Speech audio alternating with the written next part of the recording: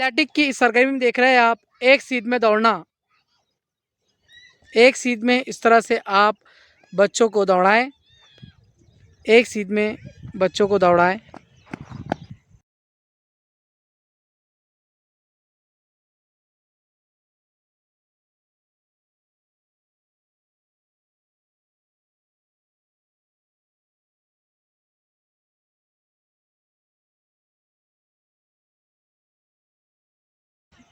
इस सरगर्मी में आप देखेंगे छलांग लगाते हुए आगे बढ़ना।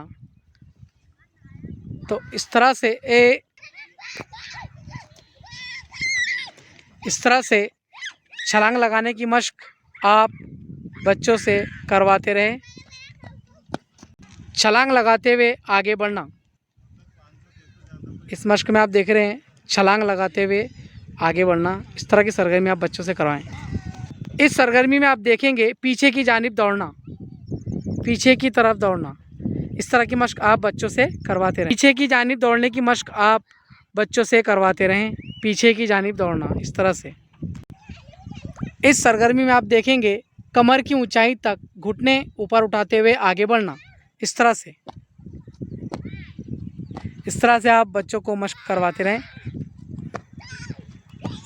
कमर की ऊंचाई तक घुटने ऊपर उठाते हुए आगे बढ़ना।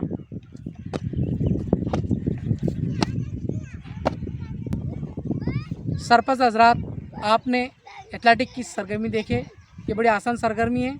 इस सरगर्मी को आप बार बार दोहराते रहें।